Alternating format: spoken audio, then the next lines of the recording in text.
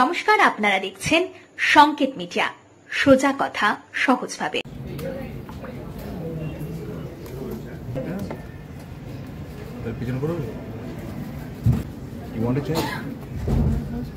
নমস্কার,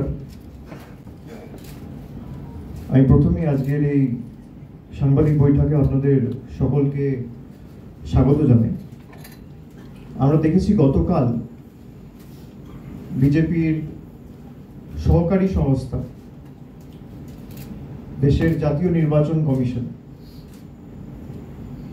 এসআইআর ঘোষণা করেছে বাংলায়,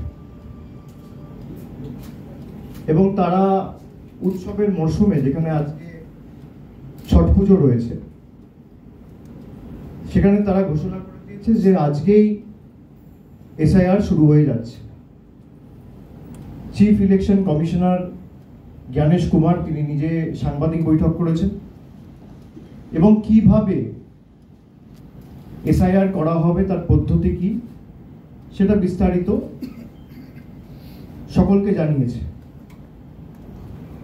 আমাদের দলের অবস্থান আমরা প্রথম দিন থেকেই স্পষ্ট করেছি যে এসআইআর এর উদ্দেশ্য, যেটাকে স্পেশাল ইন্টেন্সিভ রিভিশন বলা হচ্ছে, সেটা অ্যাকচুয়ালি রিভিশন নয়, সেটা এক্সক্লুশন করে কি করে মানুষকে ভোটার তালিকা থেকে বাদ দিয়ে মানুষের ভোটাধিকার খর্ব করে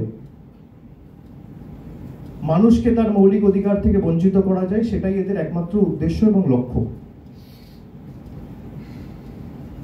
আমরা এমন একটা জায়গায় দাঁড়িয়ে আছি যে আজকে দেশের যা পরিস্থিতি, আগে মানুষ ভোট দিয়ে দেশের সরকার নির্বাচিত করত, এখন দেশের সরকার কে ভোট দেবে তাদের নির্বাচিত করতে, তাদের সিলেক্ট করছে। আগে ভোটাররা ভোট দিয়ে সরকার নির্বাচিত করত, এখন দেশের সরকার তার পছন্দের মতো ভোটার বেছে নিচ্ছে কে ভোটার লিস্টে থাকবে আর কার নাম বাদ যাবে, এবং তাদের লক্ষ্য কোনোদিন এসআইআর করে ভোটার লিস্ট ত্রুটিমুক্ত করা নয়। তাদের যদি তাই লক্ষ্য থাকতো, এই ভোটার লিস্টের নিরিখেই 2024 সালের আজ থেকে 1.5 বছর আগে লোকসভা নির্বাচন হয়েছে, যেখানে বাংলা সহ দেশের 543টা লোকসভা কেন্দ্রে সাংসদরা নির্বাচিত হয়েছে, এবং পরবর্তীকালে দেশের সরকার হয়েছে এবং প্রধানমন্ত্রী নির্বাচিত হয়েছে। এই ভোটার লিস্ট যদি ত্রুটিযুক্ত হয়, কেন্দ্রীয় সরকারের প্রথম দায়িত্ব, কর্তব্য, বাংলায় একটা কথা আছে, আপনি আচরি ধর্ম। অন্যকে জ্ঞান না দিয়ে প্রথমে লোকসভা ডিসলভ করে আপনি ভোটে যান। আমরা তো ভোট থেকে পালিয়ে যাচ্ছি না। এই ভোটার লিস্ট যদি ত্রুটিযুক্ত হয়, তাহলে এই ভোটার লিস্টে আমিও সাংসদ হয়েছি, দেশের প্রধানমন্ত্রী থেকে শুরু করে, স্বরাষ্ট্রমন্ত্রী থেকে শুরু করে, অর্থমন্ত্রী থেকে শুরু করে, প্রতিরক্ষা মন্ত্রী থেকে শুরু করে যারা মন্ত্রিসভায় আছেন, প্রায় 60% বেশি প্রতিনিধি, তারা নির্বাচিত হয়েছে এই ভোটার লিস্টের নিরিখে। তাদের মৌলিক দায়িত্ব, দায়বদ্ধতা, যে তাদের ইস্তফা দিয়ে তারপর আপনি স্পেশাল ইন্টেন্সিভ রিভিশন করুন না, কেউ তো বারণ করছেন না। 2002 সালে যে এসআইআরটা হয়েছিল, তারা যেটাকে বেঞ্চমার্ক হিসেবে ধরছে, 2002 সালে যখন হয়েছিল তখন সময় লেগেছিল 2 বছর, আর এখন 2 মাসের মধ্যে জাতীয় নির্বাচন কমিশন সিদ্ধান্ত নিয়েছে তারা বাংলায় এসআইআর করবে, এবং শুধু বাংলা নয়, প্রায় 12টা রাজ্যে তারা একসাথে এসআইআর ঘোষণা করেছে। কিন্তু আপনারা দেখেছেন কালকে যে 5টা রাজ্যে আগামী 2026 সালে নির্বাচন রয়েছে এপ্রিল মাসে, তার মধ্যে বাংলায় নির্বাচন আছে, কেরালায় নির্বাচন আছে, তামিলনাড়ুতে নির্বাচন আছে, আসামে নির্বাচন আছে, পন্ডিচেরিতে নির্বাচন আছে। খুব কৌশলের সাথে তারা আসামকে বাদ দিয়েছে, এবং এটা তো কাকতালীয় হতে পারে না। এই 5টা রাজ্যে আপনি যদি দেখেন তাহলে এই 5টা রাজ্যে একমাত্র আসাম যেখানে বিজেপি ক্ষমতায় রয়েছে। তাহলে বিজেপি যেখানে ক্ষমতায় থাকবে সেই রাজ্য যখন আগামী 5 মাস 6 মাসের মধ্যে নির্বাচনে যাবে সেখানে এসআইআর হবে না, বাংলায় এসআইআর হবে। তারা বলেছে যে সেখানে সিটিজেনশিপ অ্যাক্ট পৃথক রয়েছে, আসামের ক্ষেত্রে আলাদা প্রভিশন রয়েছে, সেই জন্য আমরা আসামে করব না। তাহলে আপনি এক দেশ এক বিধান এক নিশান ওয়ান ইলেকশন সব গল্প দেন কেন?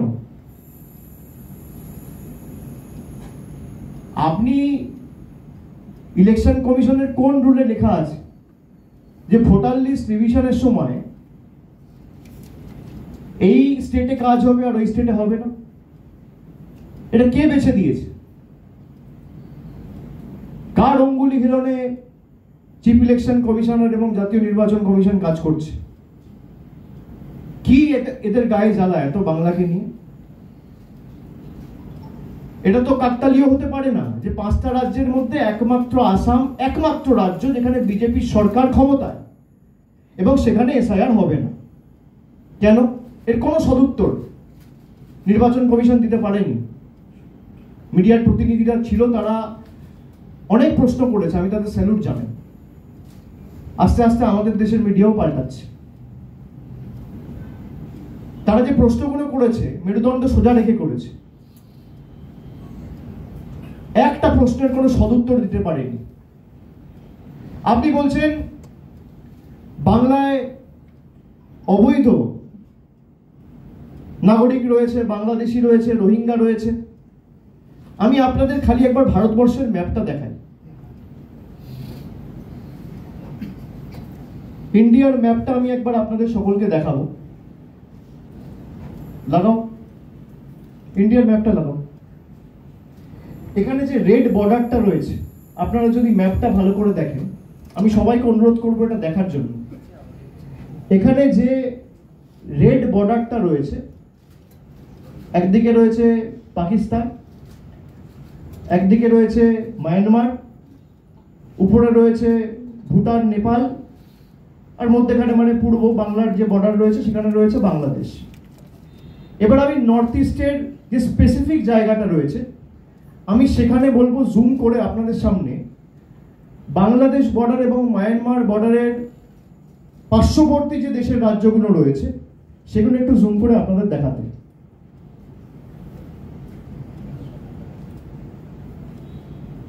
আপনারা দেখুন, প্রথম যে ম্যাপটা আমি দেখালাম সেখান থেকে আমরা জুম ইন করে উত্তর পূর্বর দিকে গেলাম এবং সেখানে আপনারা দেখছেন মধ্যেখানে হলুদ রঙের যে ম্যাপটা রয়েছে সেটা বাংলাদেশের ম্যাপ। একদিকে রয়েছে বাংলা, একদিকে রয়েছে মেঘালয়, একদিকে রয়েছে আসাম, একদিকে রয়েছে ত্রিপুরা, একদিকে রয়েছে মিজোরাম, আর একদিকে রয়েছে ওয়েস্ট বেঙ্গল। বাংলাদেশের যে বর্ডার, আপনি যদি বর্ডার টু বর্ডার দেখেন তাহলে বাংলাদেশের বর্ডার শেয়ার করছে 5টা রাজ্য, ওয়েস্ট বেঙ্গল, মেঘালয়, আসাম, ত্রিপুরা, মিজোরাম। এসআইআর হচ্ছে খালি বাংলায়, বাকি 4টে রাজ্য বাদ। কেউ প্রশ্ন করে না। বাকি যে 4টে রাজ্য রয়েছে আপনারা খবর করেননি যে 15 দিন আগে ত্রিপুরা থেকে 21 জন বাংলাদেশি ধরা পড়েছে? সংবাদ মাধ্যমের প্রতিনিধিরা খবর করেনি? অগস্ট মাসে, সেপ্টেম্বর মাসে আমার মনে আছে মায়ানমার থেকে আসামে রোহিঙ্গা ধরা পড়েছে। 5টা রাজ্য বর্ডার শেয়ার করছে বাংলাদেশের সাথে। আমি আবার বলছি, এই তথ্যটা অত্যন্ত গুরুত্বপূর্ণ। পশ্চিমবাংলার সাথে সাথে মেঘালয়, আসাম, ত্রিপুরা, মিজোরাম 4টে রাজ্যেতেই এসআইআর হচ্ছে না এবং তারা বলছে বাংলায় বাংলাদেশি রয়েছে। পরের স্লাইডটায় যাব। মায়ানমারের যে বর্ডার রয়েছে, মায়ানমারের বর্ডারে আপনারা দেখুন 4টে স্টেট রয়েছে যাদেরকে রোহিঙ্গা বলা হয়। বার্মা বা মায়ানমার থেকে যারা আসে তাদেরকে বলে রোহিঙ্গা। বিজেপির নেতারা বলতো 1 কোটি রোহিঙ্গা রয়েছে নাকি বাংলায়। মায়ানমার, বেঙ্গলের সাথে বর্ডার শেয়ার করে না। তারা তো জানে না। আমি ম্যাপ ধরে দেখাচ্ছি, দেশের ম্যাপ, দেশাত্মবোধের কথা বলে দেশের ম্যাপটাও জানে না। এই হচ্ছে বিজেপি।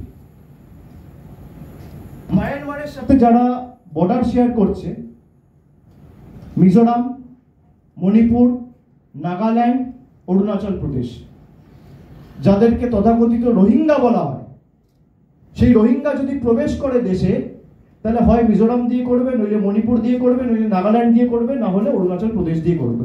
4টে রাজ্যের মধ্যে একটা রাজ্য এসআইআর হচ্ছে না।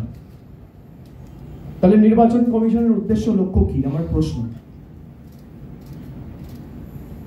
আপনি যদি বলেন যে আমার লক্ষ্য হচ্ছে বাংলাদেশি এবং রোহিঙ্গা ডিপোর্ট করা, চিহ্নিত করে এদের ফেরত পাঠানো, তাহলে আগে যেখান দিয়ে ঢুকছে আপনি তো সেখানে তাদের আটকাবেন, বা প্রসিডিওরটা তো সেখানে চালু হবে। আপনারা আজকে প্রেস কনফারেন্সে এসেছেন, এই যে আমরা এই রুমটায় বসে আছি, আপনার তো লাভ মেরে আসেননি।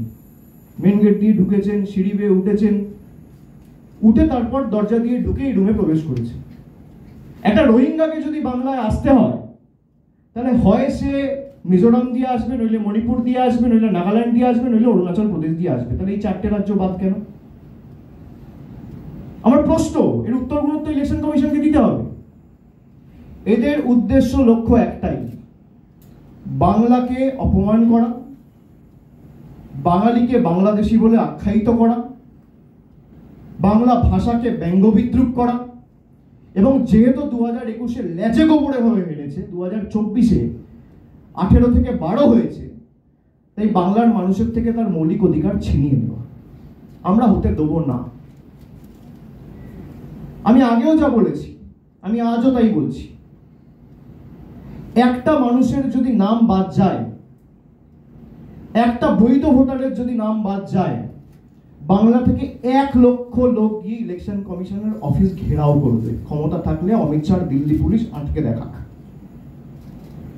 কালকে সুপ্রিম কোর্টের অর্ডার দেখেছেন তো? হাইকোর্টে এক গালে থাপ্পড় মেরেছে, সুপ্রিম কোর্ট আর এক গালে থাপ্পড় মেরেছে। কেমন লাগলো? এত ক্ষমতা। আমি যখন নবজোয়ারে বলতাম মানুষের ক্ষমতার আগে কারোর ক্ষমতা টেকে না, সে যত বড় নেতা ভাবুক নিজেকে, দেশের প্রধানমন্ত্রী হোক, রাষ্ট্রপতি হোক, কোন প্রদেশের মুখ্যমন্ত্রী হোক, রাজ্যপাল হোক, কেন্দ্রীয় মন্ত্রী হোক, মানুষের ক্ষমতার আগে কারোর ক্ষমতা টেকে না। আমরা গেছিলাম দিল্লিতে বাংলার অধিকারের লড়াইয়ের স্বার্থে, বাংলার পাওনা চাইতে, বাংলার প্রকৃত প্রাপ্য চাইতে।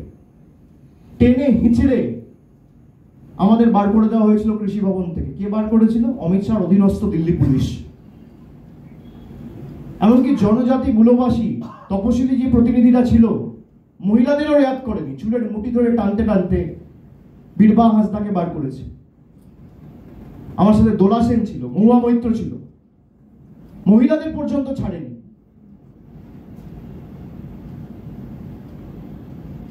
আমরা বলেছিলাম যে হয় আমরা এই লড়াই দিল্লিতে নিয়ে গিয়ে জমিদারদের বোঝাবো যে বাংলার ক্ষমতা কত ধানে কত চাল, আর না হলে বিকল্প অর্থের ব্যবস্থা করব। আমাদের সরকার প্রায় 59 লক্ষ প্রকৃত জব কার্ড হোল্ডার, যাদের টাকা বাকি ছিল 2024 সালের ফেব্রুয়ারি মাসে প্রত্যেকটা লোকের ব্যাংক অ্যাকাউন্টে টাকা ডাইরেক্ট ব্যাংক ট্রান্সফারের মাধ্যমে টাকা পৌঁছে দিয়েছে। আজকে প্রায় 4 বছর 100 দিনের টাকা বন্ধ। নেই করে বাংলার প্রায় 50,000 কোটি টাকা খালি 100 দিনের কাজের নিরিখে কেন্দ্রের সরকার আটকে রেখেছে। রাস্তার টাকা বন্ধ, গ্রাম সড়ক যোজনার টাকা বন্ধ, আবাস যোজনার টাকা বন্ধ, সর্বশিক্ষা মিশনের টাকা বন্ধ, জল জীবন মিশনের টাকা বন্ধ। বাংলাকে ভাতে মারবে, বাংলা ও বাঙালিকে কিভাবে টর্চার করা যায়। এটা 2024-এ হেরে, 21-এ হেরে, তারপরও শিক্ষা নেয়নি। আপনার যদি লক্ষ্য থাকে যে আপনি এসআইআর করবেন, আপনি কেন 2021-এর নির্বাচনের পর করলেন না? 2 বছর তো নির্বাচন ছিল না, 23 অব্দি পঞ্চায়েত ছিল, আর কিছু ছিল না। 23-এর পঞ্চায়েত থেকে 24-এর লোকসভা 1 বছর টাইম পেলেন, করলেন না কেন? নির্বাচন যখন এসআইআর হয়েছিল তখন 2 বছর সময় লেগেছিল। আপনার কাছে কি জাদুকাঠি আছে আপনি 2 মাসে 10 কোটি লোককে বাড়ি বাড়ি গিয়ে ভেরিফাই করে দেখবেন? বিজেপি বলছে তৃণমূল ভীত সন্ত্রস্ত, এসআইআর হলে তৃণমূলের ভোট ব্যাংক ধসে যাবে, তৃণমূল হেরে যাবে। আজকে তারিখটা লিখে রাখুন, আমি তারিখ দিয়ে আপনাদের সামনে বলে, এখানে প্রায় 50টার বেশি ক্যামেরা রয়েছে। বিজেপির ক্ষমতা থাকলে চ্যালেঞ্জ অ্যাকসেপ্ট করবে। আপনি এসআইআর কত ক্ষমতা আছে আপনি করুন, আর আমরাও আপনাকে চ্যালেঞ্জ করছি, একটা লোকের যদি নাম বৈধ ভোটারের বাদ যায়, বাংলার ক্ষমতা কি দিল্লিতে 2023 সালের অক্টোবর মাসে ট্রেলার দেখিয়েছিলাম। আগামী দিনে আপনাদের পুরো সিনেমাটা দেখাবো। বাংলা, গুজরাট, মধ্যপ্রদেশ এক না। আর যারা বলছে যে তৃণমূল ভীত সন্ত্রস্ত, এখানে ক্যামেরার সামনে আমি অন রেকর্ড বলছি, বিজেপির যদি বুকের পাটা থাকে তাহলে চ্যালেঞ্জ অ্যাকসেপ্ট করবে। আমি তো অনেক চ্যালেঞ্জই দিই। বাংলার বকেয়া নিয়ে আমি বলেছি যে আপনারা আসুন, সংবাদ মাধ্যমে চ্যানেল বেছে নিন, সঞ্চালক বেছে নিন, সময় বেছে নিন, আমি যাচ্ছি, আপনারা আসুন। কেউ তো আসেনি। প্রধানমন্ত্রী জনসভা থেকে বলেছিল যে আমরা বাংলা আবাস যোজনায় এত টাকা দিয়েছি, হাজার হাজার কোটি টাকা দিয়েছি। আমি বলেছিলাম শ্বেতপত্র প্রকাশ করুন, পারেন। জায়গা বাছুন, শ্বেতপত্র নিয়ে আসুন, আমরা আমাদের রিপোর্ট কার্ড নিয়ে যাচ্ছি, আসতে পারেনি। আজকে এদেরকে আবার চ্যালেঞ্জ দিচ্ছি, বিজেপির যত ছোট বড় মাঝারি নেতা আছে যারা জ্ঞান দিচ্ছে যে তৃণমূল কংগ্রেসের ভোট ব্যাংক ধসে যাবে। মমতা ব্যানার্জি কন্যাশ্রী দেয় যখন, লক্ষ্মীর ভান্ডার দেয় তখন ভোট ব্যাংক থেকে লক্ষ্মীর ভান্ডার দেয়, কন্যাশ্রী দেয়। একটা রাস্তা করলে তখন ভোট ব্যাংক থেকে রাস্তা করে। 12 লক্ষ লোককে নিজের কোষাগার থেকে সাধারণ মানুষের উপর 10 পয়সার বাড়তি বোঝা না চাপিয়ে আমাদের সরকার বাড়ির টাকা দিয়েছে, যেটা কেন্দ্রের দেওয়ার কথা, ভোট ব্যাংক দিয়ে দেখিয়েছে। দেখাতে পারবে একটা বার করে? আর আজকে তাদেরকে আবার বলছি যে আপনাদের ক্ষমতা থাকলে আপনারা এসআইআর করার পরেও তৃণমূল কংগ্রেসের যা ভোটের আসন ছিল 2021 সালে, একটা হলেও বাড়াবো, কমার জায়গায় নেই। আর বিজেপিকে 50-এ নামাবো। ক্ষমতা থাকলে চ্যালেঞ্জ অ্যাকসেপ্ট করুন।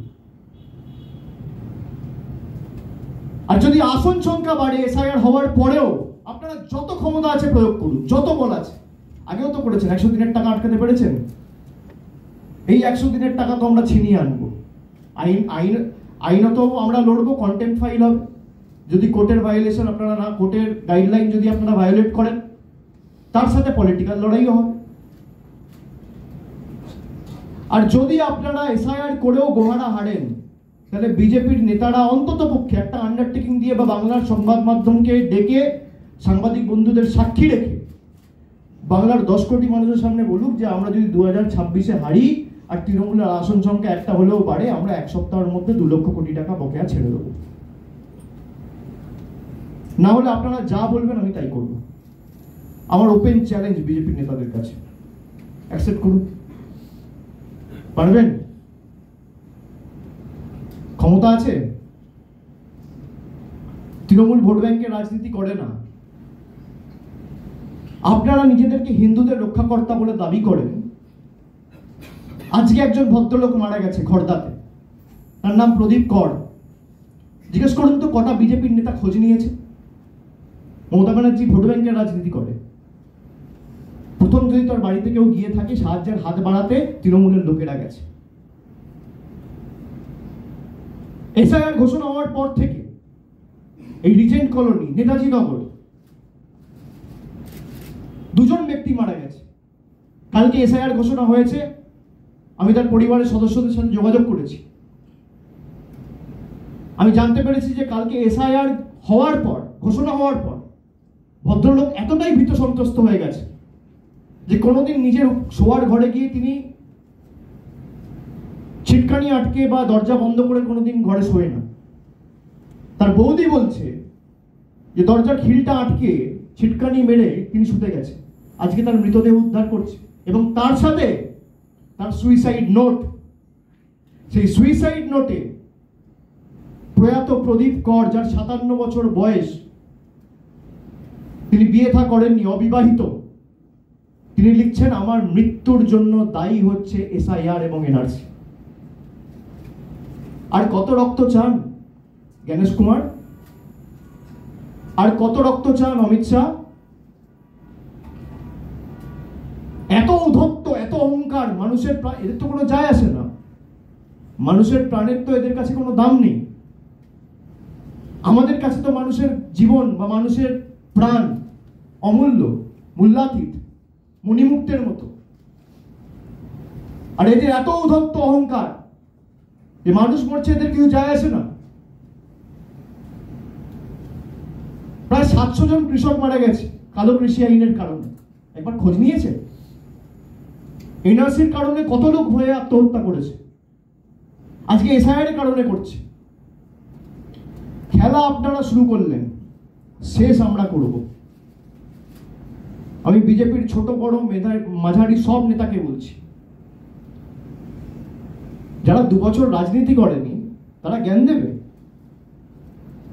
যাদের কাউন্সিলর ভোটে জেতার দম নেই তারা বড় বড় ভাষণ দেবে।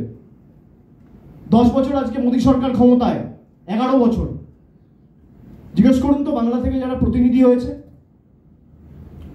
2019 থেকে তো 18 জন ছিল, 2024-এ 12 জন হয়েছে। একটা চিঠি লিখে কোনোদিন বলেছে যে গরিব মানুষের প্রায় 2 কোটি মানুষ, 2,58,00,000 মানুষের জীবন জীবিকা এই 100 দিনের কাজের উপর নির্ভরশীল?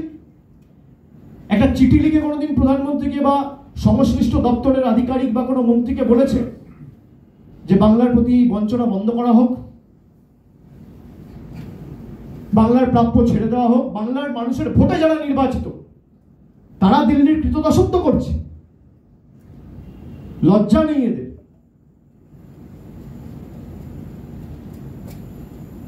এসআইআর করার উদ্দেশ্য কি এদের? আপনি এসআইআর করলে 2021-এর পর করলেন না কেন? আপনি এসআইআর করলে 22-এ করলেন না কেন? নির্বাচন ঘোষণা হবে ফেব্রুয়ারি মাসে, আপনি এসআইআর ঘোষণা করছেন অক্টোবরের শেষে, নভেম্বর থেকে এসআইআর। আর খুব কৌশলগতভাবে অ্যাডমিনিস্ট্রেশনটাকে নিজের হাতে নিয়ে নেওয়া। মানুষ ম্যান্ডেট দিয়েছে মমতা বন্দ্যোপাধ্যায়কে, তৃণমূল কংগ্রেসকে এবং মামাটি মানুষের সরকারকে তৃতীয়বার 5 বছরের টার্ম, 2021 থেকে 2026। সেখানে আপনি এসআইআর করে অক্টোবর, নভেম্বর, ডিসেম্বর, জানুয়ারি, ফেব্রুয়ারি, মার্চ, এপ্রিল 7 মাস নিয়ে নিচ্ছে। লোকসভার সময় 6 মাস নিয়ে নিয়েছে। এখানেই তো 13 মাস চলে গেল। সরকারটা কাজ করবে কখন? যখন ইচ্ছা ডিবিসির জল ছেড়ে দিচ্ছে। বাংলার মানুষকে বঞ্চিত করতে হবে, প্রাণে মারতে হবে। যখন ইচ্ছা চিফ সেক্রেটারিকে ডেকে 21 থেকে শুরু হয়েছে। 21-এ তৃণমূল জেতার পর 10 দিনের মধ্যে আলাপন বন্দ্যোপাধ্যায় তখন চিফ সেক্রেটারি ছিল, তাকে শোকজ করা। পোস্টপোল ভায়োলেন্সের নামে বাংলাকে সারা দেশের সামনে কলুষিত করা, কালিমালিপ্ত করা, সন্দেশখালি করে একটা মিথ্যে ঘটনাকে সাদা কাগজে মহিলাদের টাকা দিয়ে সই করিয়ে সেই ভিডিও বেরিয়েছে, পরবর্তীকালে জনসমক্ষে এসেছে, আপনারা সবাই দেখেছেন। প্রত্যেকটা সংবাদ মাধ্যম যারা বিজেপির কথায় সেদিনকে নেচে সারা দেশের কাছে বাংলাকে কালিমালিপ্ত করেছিলেন, তাদের ক্ষমা চাওয়া উচিত বাংলার কাছে। যেখানে বিজেপির মন্ডল সভাপতি বলছে যে আমরা করিয়েছি টাকা দিয়ে। যে মহিলা কমপ্লেন দিয়েছে তিনি বলছেন যে আমি জানি না, আমাকে সই করতে বলেছে, আমি সই করে দিয়েছি। একের পর এক ঘটনা। জিএসটির নামে হাজার হাজার কোটি টাকা আটকে রাখা, কেন্দ্রীয় প্রকল্পের টাকা আটকে রাখা।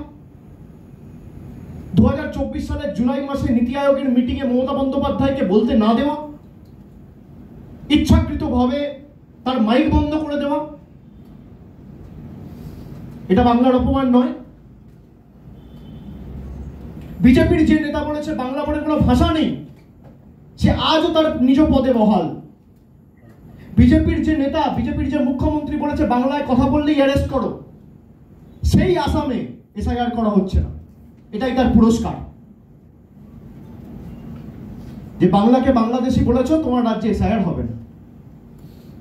এই কারণেই বিজেপিকে আমরা বাংলা বিরোধী বলি। তাদের কি অধিকার আছে বাংলাকে ছোট করা? আপনার লড়াই তৃণমূলের সাথে। আপনি হাজার একটা গালাগালি তৃণমূলকে দিন, রাজনৈতিক লড়াই থাকবে। তৃণমূলের সাথে লড়তে না পেরে কোর্টেও হেরেছেন, ভোটেও হেরেছেন, এখন মানুষের উপর প্রতিশোধ দিচ্ছেন। মানুষের ক্ষমতায় কারো ক্ষমতা টিকে না, বিজেপির নেতাদের জানা উচিত। আমরা যখন নবজোয়ারে বলেছিলাম, আমাকে অনেকে বলেছিল দিল্লি গিয়ে কোনো লাভ হবে না গো, এটা কিছু করবে না। কারণ লাভ লোকসান পরের ব্যাপার, আমরা আমাদের চেষ্টার কোনো ত্রুটি রাখবো না। আমরা মার খেয়েছি, আমরা বিকল্প অস্ত্রের ব্যবস্থা করেছি, আমরা আইনত লড়াই করে কালকের যে জয় 2,58,00,000 জব কার্ড হোল্ডারের জয়। এই যে 60 লক্ষ জব কার্ড হোল্ডার যাদের টাকা বাকি ছিল, কে দিয়েছে টাকা? আমাদের সরকার, মামাটি মানুষের সরকার, মমতা বন্দ্যোপাধ্যায় সরকার দিয়েছে। খোঁজ নিয়েছে একবার বিজেপির কোন নেতা? যারা উত্তরের বিধানসভাগুলোতে জিতেছে, বন্যা হওয়ার পর একবার খোঁজ নিয়েছে? নির্বাচনের সময় তো ডেলি প্যাসেঞ্জারই করেন, সকালবেলা আসছেন, বিকেলবেলা যাচ্ছেন, 5 স্টার হোটেলে থাকছেন, ভালো ভালো খাবার খাচ্ছেন, বাংলাকে গালাগালি দিচ্ছেন।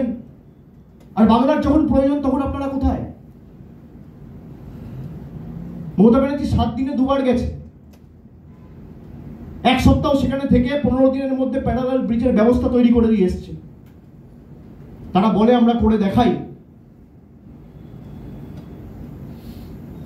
তৃণমূলের ভোট ব্যাংক কন্যাশ্রী, তৃণমূলের ভোট ব্যাংক লক্ষ্মীর ভান্ডার, তৃণমূলের ভোট ব্যাংক শ্রমিক, তৃণমূলের ভোট ব্যাংক বাংলার কৃষক, বাংলার আপামর জনসাধারণ। বিজেপির মতো বিচ্ছিন্নতাবাদ আর বৈষম্যের রাজনীতি আর বিভাজনের কুচ্ছা রাজনীতি তৃণমূল কংগ্রেসকে করতে হয় না। এসআইআর করবে। বিজেপির যারা বাংলা থেকে এমপি আছেন বা একসময় ছিলেন, 2002 এর আগে তাদের বাবার নাম আছে ভোটার লিস্টে, দেখাতে পারবেন? তথ্য পরে দেবো, এই তথ্যগুলো আমরা জোগাড় করেছি। যারা কেন্দ্রীয় মন্ত্রী হয়েছেন তাদের বাবার নাম ছিল 2002 এর আগের যে ভোটার লিস্ট ছিল সেই ভোটার লিস্টে।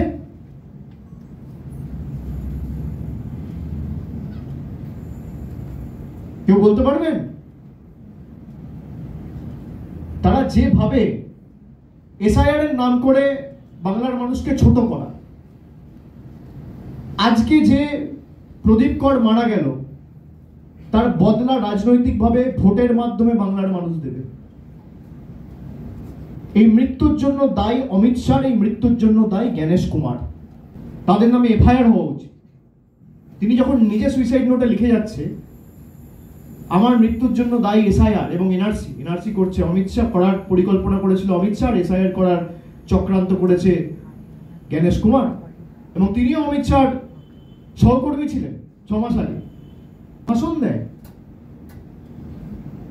আপনি নির্বাচন থেকে পালাচ্ছেন, তৃণমূল নির্বাচন থেকে পালায় না। বাংলায় 2টো উপনির্বাচন ডিউ, আপনি করাননি কেন বিহারের সাথে? তার কারণ জানেন আপনি যদি নির্বাচন করেন আপনি গোহারা হারাবেন। 2024 থেকে 2025 এই অক্টোবর মাস অব্দি 12টা উপনির্বাচন হয়েছে, 12টাতেই তৃণমূল জিতেছে। আমরা নির্বাচন থেকে পালাই না, আমরা মানুষকে ফেস করতে চাই, মানুষের সাথে থাকি।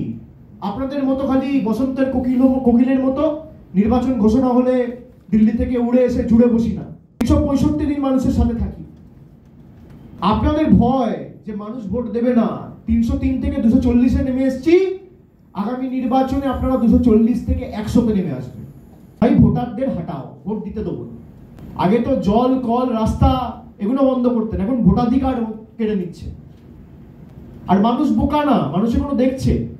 আপনার যদি উদ্দেশ্য সঠিক থাকতো, আপনি পার্শ্ববর্তী যে রাজ্যগুলো রয়েছে যেগুলো সীমান্তে অবস্থিত, যার সাথে বাংলাদেশ বর্ডার, মানে বাংলাদেশ বর্ডার শেয়ার করছে বা মায়ানমার বর্ডার শেয়ার করছে, তাহলে এই 9টা রাজ্যের মধ্যে একটা রাজ্যতে এসআইআর হলো না কেন? আপনি কি ভাবলেন হঠাৎ করে এটা মধ্যপ্রদেশ ঢুকিয়ে দেবেন, উত্তরপ্রদেশ ঢুকিয়ে দেবেন আর লোকে ওটাই খেয়ে নেবে, বুঝে যাবে? মানুষ বোকা নয়। নির্বাচন কমিশন আমার এই প্রশ্নের উত্তর দিক, জ্ঞানেশ কুমার এই প্রশ্নের উত্তর দিক। আপনি অ্যাডমিনিস্ট্রেশন পুরো ফ্রিজ করে দিচ্ছেন অক্টোবর মাস থেকে, তো সরকার কাজ করবে কখন? আজকে যদি একটা অঘটন ঘটে তার জন্য দায়ী কে? পান থেকে চুন কষলেই তো মমতা ব্যানার্জিকে দায়ী করবে, বলুন রাজ্য সরকার দায়ী। বরফ গলে জল হলে বলবেন মমতা ব্যানার্জি দায়ী। 2021 সালে না জিততে পেরে যেমন পিছনের দরজা দিয়ে বিচার ব্যবস্থার একাংশ তাদেরকে কাজে লাগিয়ে, কেন্দ্রীয় সংস্থা প্রতিষ্ঠানগুলোকে কাজে লাগিয়ে তাদের রাজনীতিকরণ করে বিজেপি বাংলা কন্ট্রোল করতে চেয়েছিল,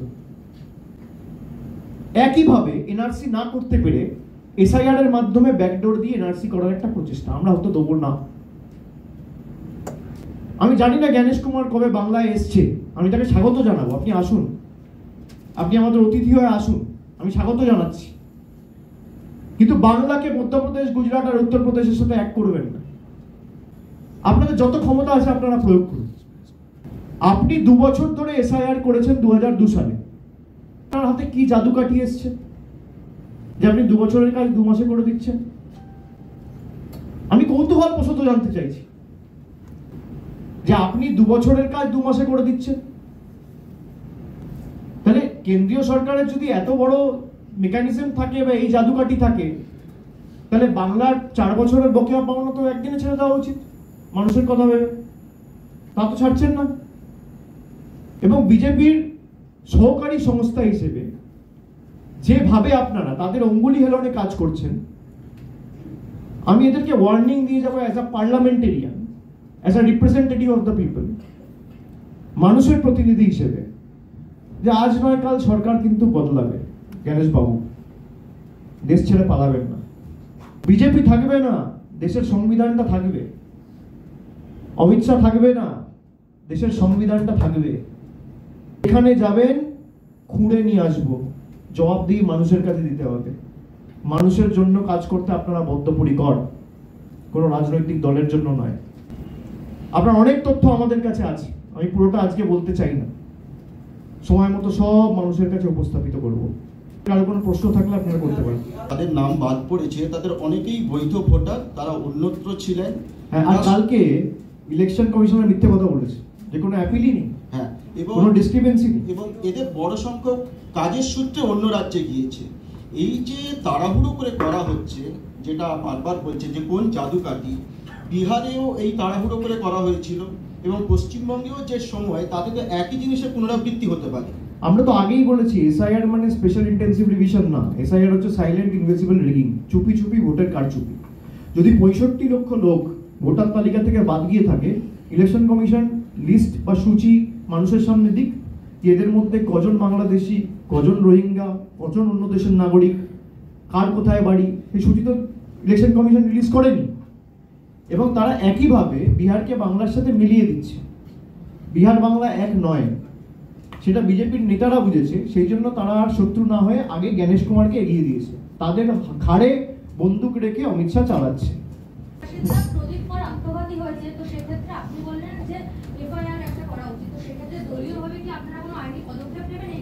এফআইআর তো পরিবারের সদস্য করে, যদি দলীয় আমাদের কোনো সাহায্য সহযোগিতা চাই নিশ্চিতভাবে আমরা দেবো, কিন্তু এফআইআর তো দল করতে পারে না, এফআইআর তো পরিবারের লোকেরা করবে। তারা এফআইআর করুক, যদি কোনো আইনি পরামর্শ বা সাহায্য সহযোগিতার প্রয়োজন হয় নিশ্চয়ই আমরা দেবো। आज शुभेंदु अधिकारी ने कहा कि एसआईआर की घोषणा हो चुकी है, अब चाहिए जितने सनातनी हैं वो एक साथ रहें। उन्होंने साफ तौर पर कहा बटेंगे तो कटेंगे, एक रहेंगे तो सेफ रहेंगे। जो आज आत्महत्या किया वो सनातनी है, जरा पूछिए शुभेंदु अधिकारी से, पूछा है घर जाके क्यों आत्महत्या किया? पूछिए, आप उनका सवाल मेरे से पूछा, अब मैंने जवाब दिया, अब जरा पूछिए और अपना वीडियो भेजना मुझे।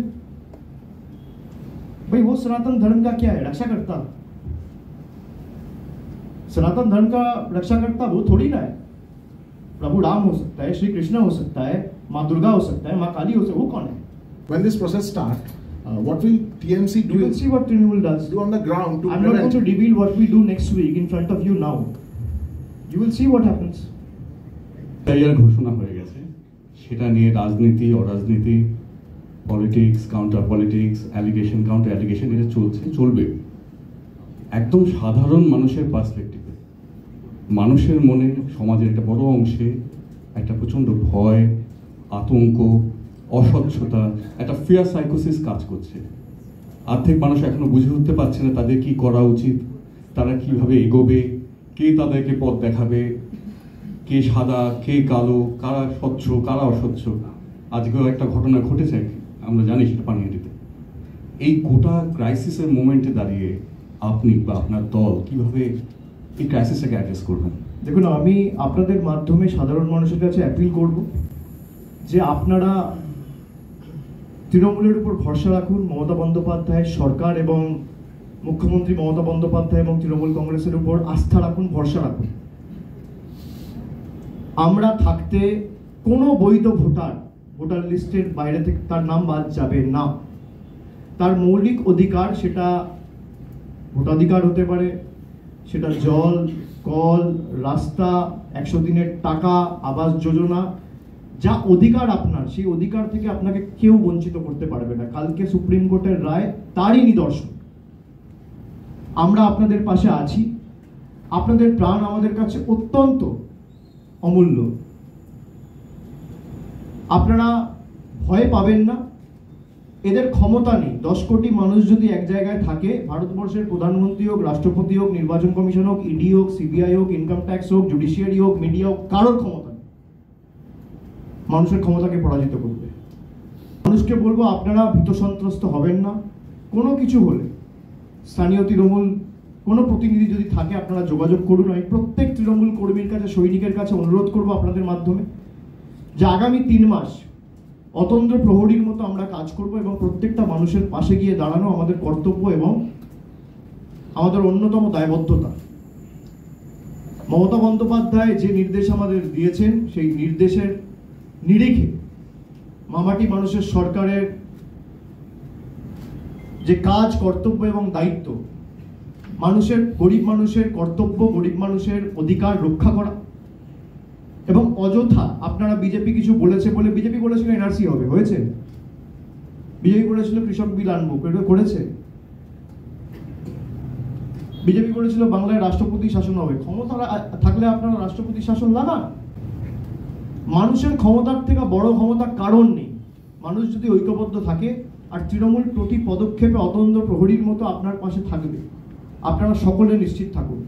দরকার হলে যখন এসআইআর চলবে, আমরা নিজেরা গিয়ে আপনাদের পাশে দাঁড়াবো, চিন্তা করবেন না।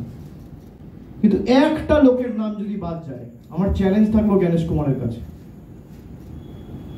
আপনি বাংলার ক্ষমতা কি দিল্লিতে দেখবেন? আপনি Delhi police, ED, CBI, NIA লাগিয়ে পারলে আটকাবেন। আগেরবার তো চেষ্টা করেছিল ট্রেন ক্যান্সেল করে দেওয়া, উত্তরপ্রদেশে আমাদের বাসগুলোর উপর অ্যাটাক করা। কি করেছে? পেরেছে?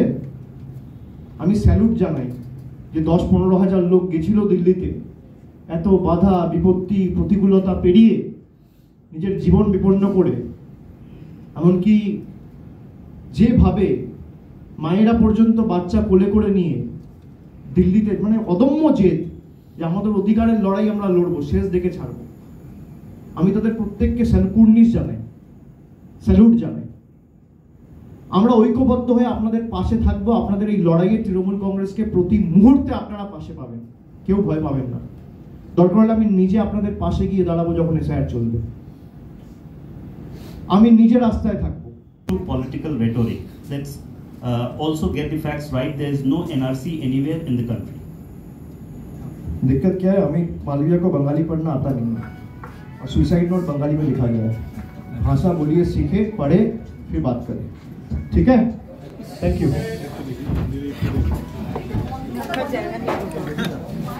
Subscribe our channel. Press the bell icon.